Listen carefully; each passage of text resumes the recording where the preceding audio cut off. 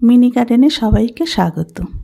ছাদে লঙ্কা গাছ বা টবে লঙ্কা গাছ অতি সহজেই করা যায়। নর্মাল কেয়ার, খুব বেশি যত্ন করতে লাগে না। কম যত্নে ভালো ফল দেবে।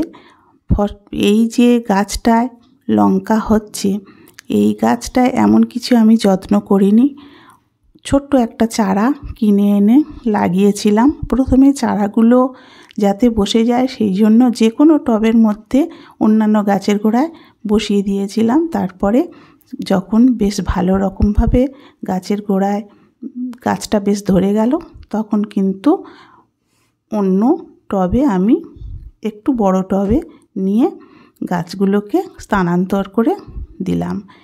এরপরে কিন্তু তেমন কিছু সার ও খাবার দাবার কিছুই দিতে লাগে না। অল্প কিছু দিলেই হবে, বেশি দিতে লাগবে না। যেমন সরিষার খোল পচা পাতলা করে দিতাম। আর এই গাছের গোড়ায় একটু, তখন তো কম মাটি দিয়ে রেখেছিলাম, তারপরে আস্তে আস্তে অল্প করে মাটিও দিলাম। আর এর সঙ্গে গোবর সার মেশানো আছে। গোবর, মাটি, এই দুরকম সার দিয়ে মাটিটাকে তৈরি করে দিয়েছি। আর তারপরে সরিষার খোল পচা জল 1 সপ্তাহ ভিজিয়ে রেখেছিলাম। সরিষার খোল ভিজিয়ে রাখার পরে তারপরে এই গাছগুলোকে দিয়ে দেব। বেশ কয়েক সপ্তাহ হয়ে গেল আর দিইনি গাছে কোনো সার। এইবারে কিন্তু এই খোল পচা জলটা দেব। এই জলটা আমি 1 লিটার জলে একটা ছোট, এই যে গ্লাসটা দেখাচ্ছি, এই গ্লাসের 1.5 গ্লাস দিয়ে দেব 1 লিটার জলে দিয়ে, আর গাছের গোড়ায় দিয়ে দেব। এইভাবে বেশি কিছু দিতে লাগবে না।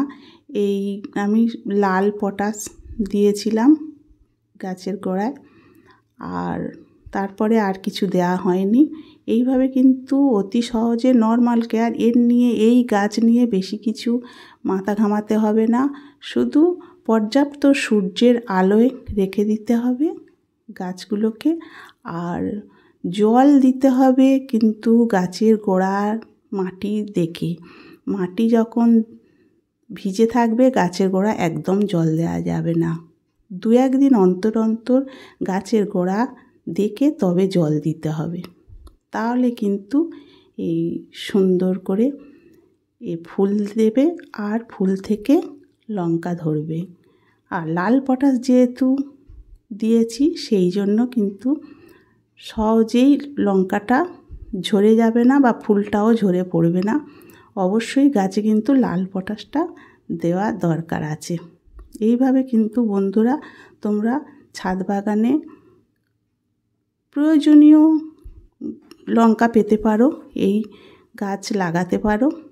আর এইভাবে গাছ লাগালে নিশ্চয়ই লঙ্কা হবে। আর অনেক বেশি, এই সব গাছগুলোকে অনেক বেশি লঙ্কা হয়, সেই জন্য এই গাছগুলোকে লাগিয়েছি। আর মাঝে সাঝে কিন্তু কীটনাশক ব্যবহার করতে হবে। যে কোনো কীটনাশক ব্যবহার করলেই এই গাছে ভালো ফল দেবে, লঙ্কা দেবে আর ফুলও ফুটবে। গাছে তেমন কোনো অসুবিধা হবে না। একটু লক্ষ্য রাখতে হবে, যদি কোনো মিলিবাগ বা কোনো কিছু হয় হাত দিয়ে ফেলে দিলে হবে, আর তা না তো কীটনাশক তো অবশ্যই দিতে হবে, নাহলে তো আর রেহাই নেই এই সব পোকাগুলোর হাত থেকে। এই ছিল আমার আজকের ভিডিও। ভালো লেগে থাকলে লাইক, শেয়ার, কমেন্ট করবেন, সাবস্ক্রাইব করবেন। ধন্যবাদ।